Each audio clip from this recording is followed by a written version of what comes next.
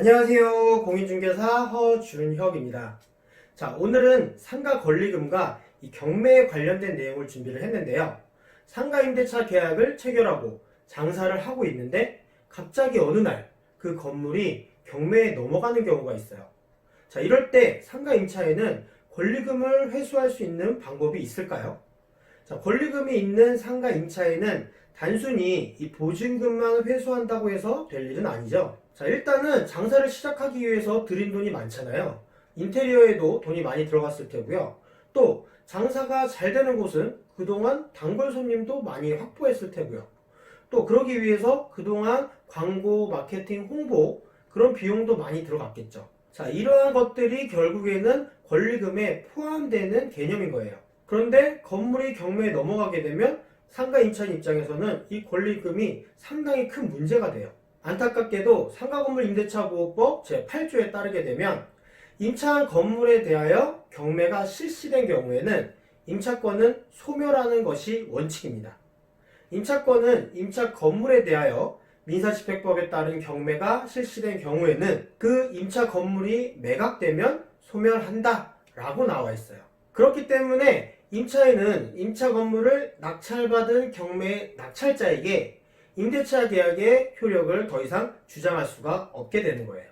자, 따라서 상가건물 임대차 보호법상의 권리금 보호 규정도 더 이상 적용될 수가 없게 됩니다. 만약에 낙찰자가 임차인이 권리금을 회수하기 위해 주선한 사람과 임대차 계약 체결을 거절하더라도 임차인은 그 낙찰자에게 손해배상 청구를 할 수 없습니다. 다만 임차인보다 순위가 빠른 근저당이나 가압류 같은 것이 없는 경우가 또 있겠죠. 즉 선순위 담보권자가 없고 상가건물 임대차 보호법상의 대항력을 갖춘 임차인이 경매에서 보증금 전액을 변제받지 못한 경우에는 예외가 인정됩니다. 임차인이 상가 건물에 사업자 등록을 하고 그 상가에서 계속 영업을 하고 있어서 그 대항력이 유지된다면 임차인보다 앞서는 선순위 담보권자가 없는 이상 보증금을 반환받을 때까지 낙찰자에게 임대차 관계의 존속을 주장할 수가 있죠. 상가건물 임대차 보호법 제8조 뒷부분을 보면 다만 보증금이 전액 변제되지 아니한 대항력 있는 임차권은 그러하지 아니하다.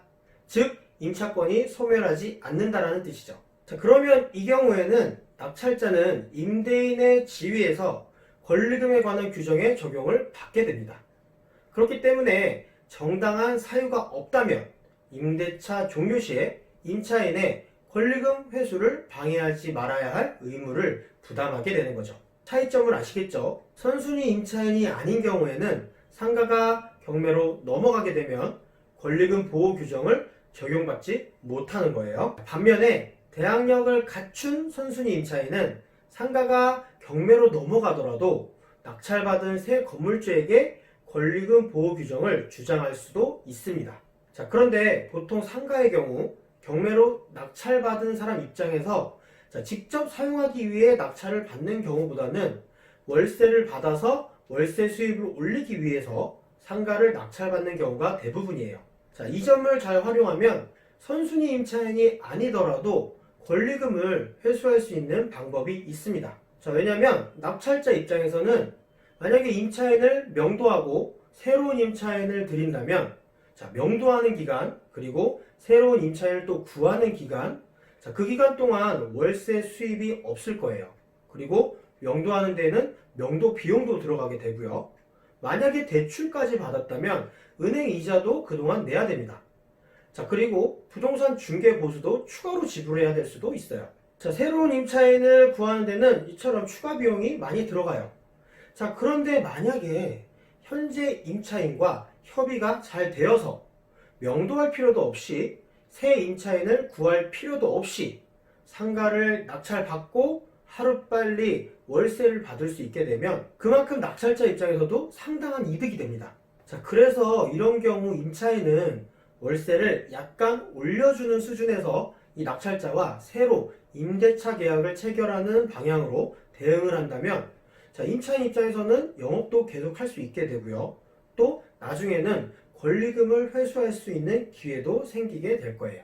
오늘 영상은 여기까지고요. 저는 또 다음 영상에서 찾아뵙도록 하겠습니다. 감사합니다.